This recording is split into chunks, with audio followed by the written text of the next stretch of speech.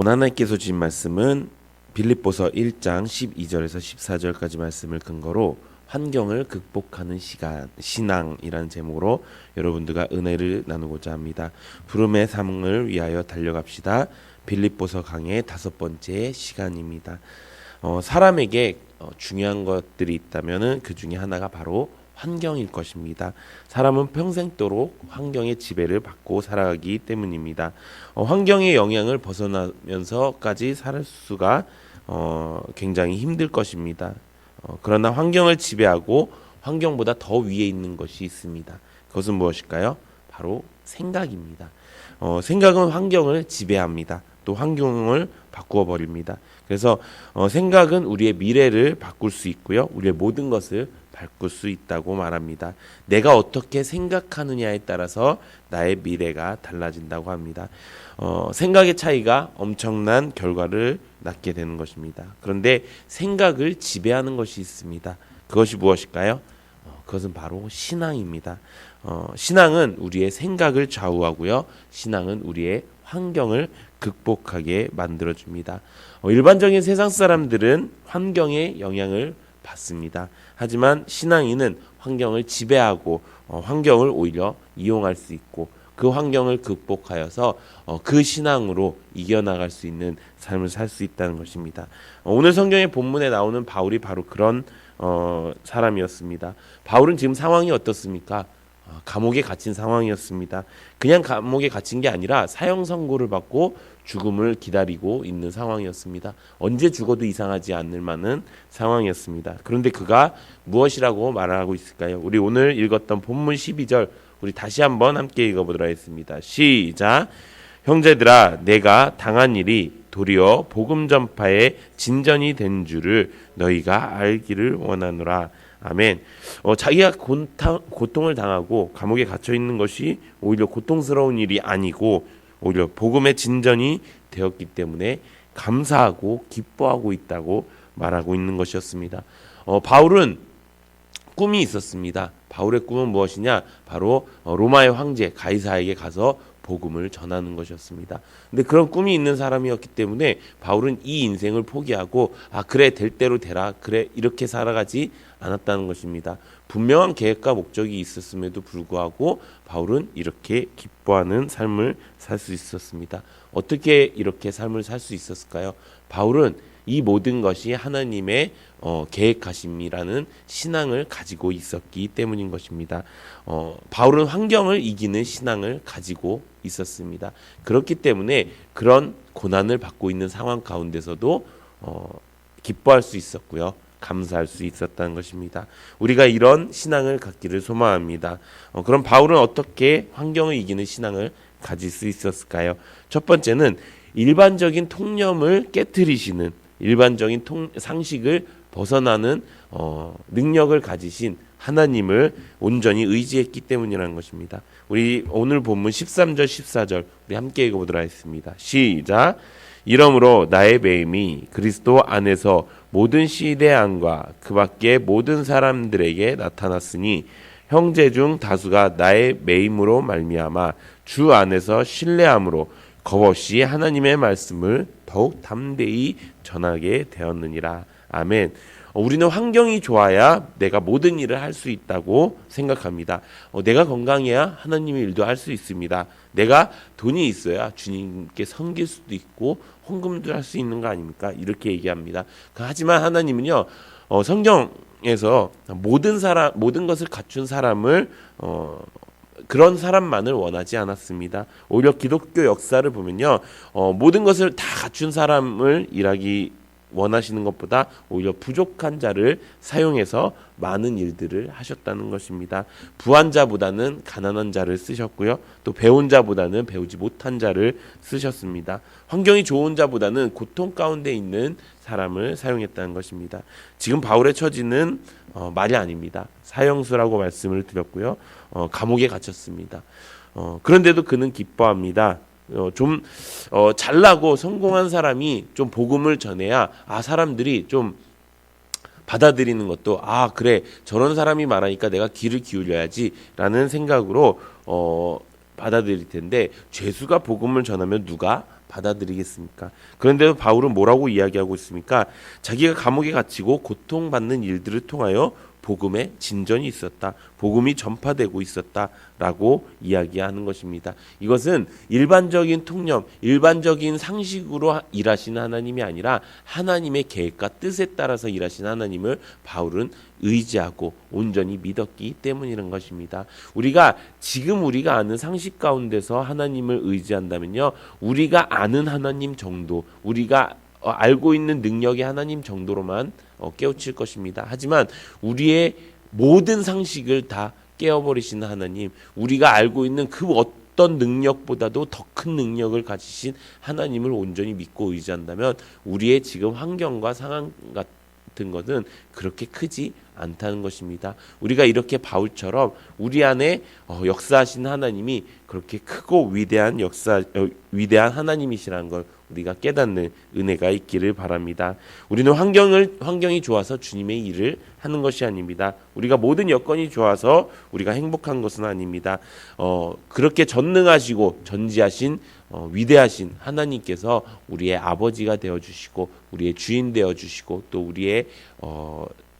우리의 가장 높은 존재가 되어주시기 때문이라는 것입니다. 우리가 중요한 것은 무엇입니까? 이 환경에서 어떻게 사느냐인 것입니다. 주께서 나에게 여기까지 인도하셨다면 나는 여기서 어떻게 주님께 찬양하면서 어떻게 주님께서 맡겨주신 그 일을 행할까, 그것을 생각하는 것이 가장 중요하다는 것입니다.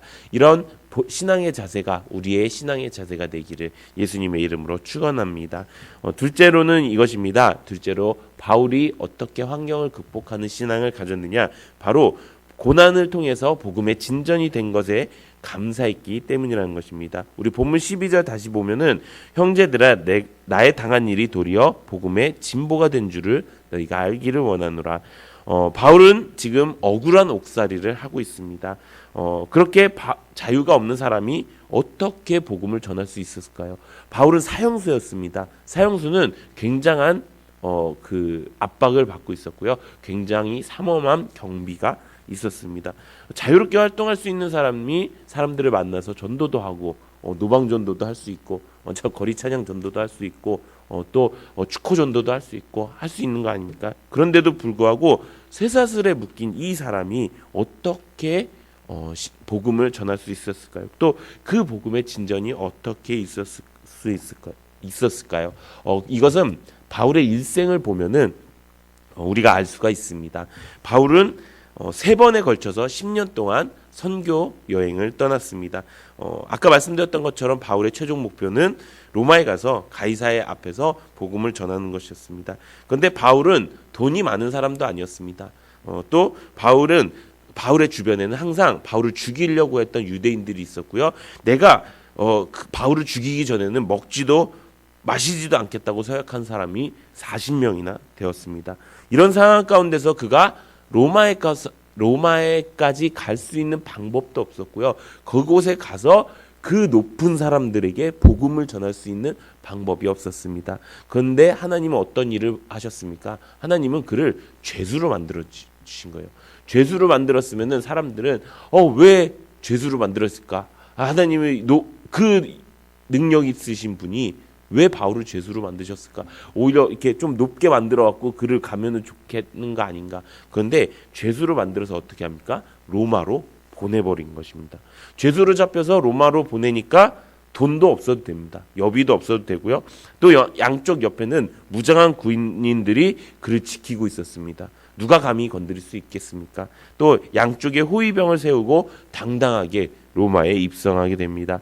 그리고 그는 죄수였기 때문에 그가 만날 수 있는 사람은 한정적이었습니다. 그가 만날 수 있는 사람이 누구입니까?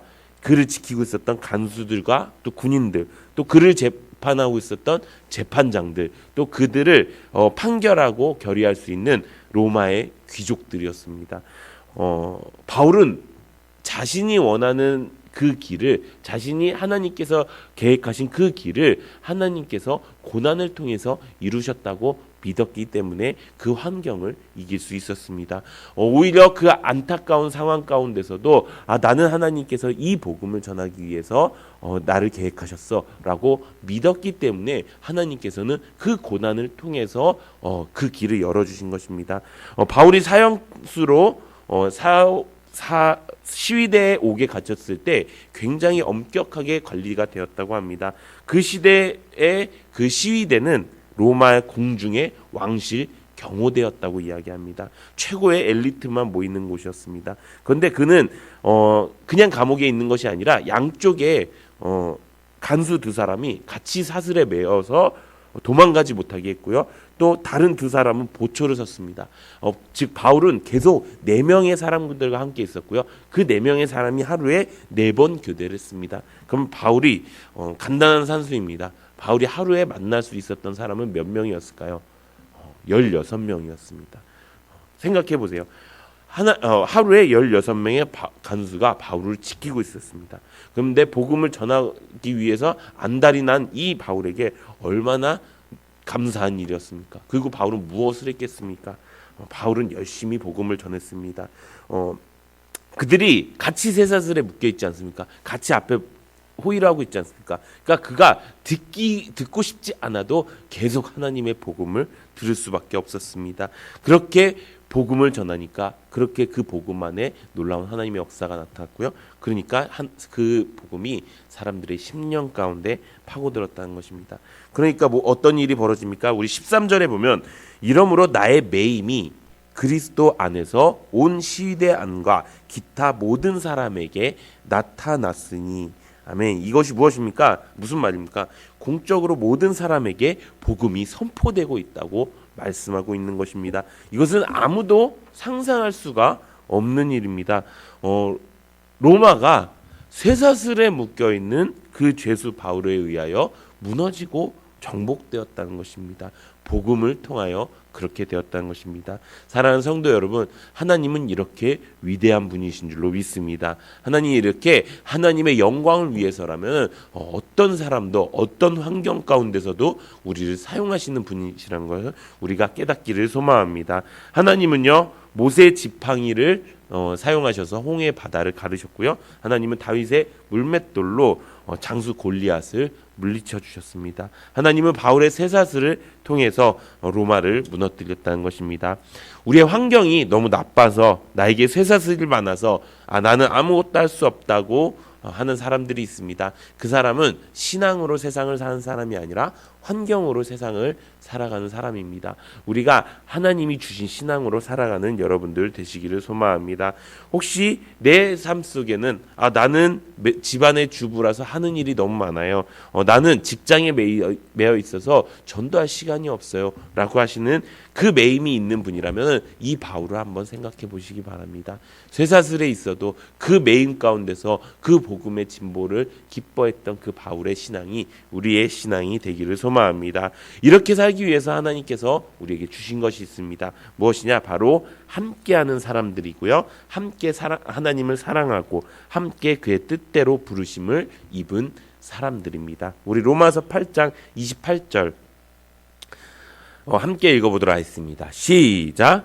우리가 알거니와 하나님을 사랑하는 자 곧 그의 뜻대로 부르심을 입은 자들에게는 모든 것이 합력하여 선을 이루느니라. 아멘.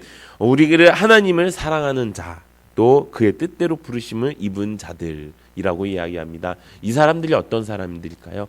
우리 옆에 있는 사람들입니다. 우리의 셀 식구고요. 우리의 셀 가족인 것입니다. 이 가족이 함께해서 모든 것이 합력하여 선을 이루게 될 때 우리는 이 신앙을 가지게 될 수 있는 줄로 믿습니다.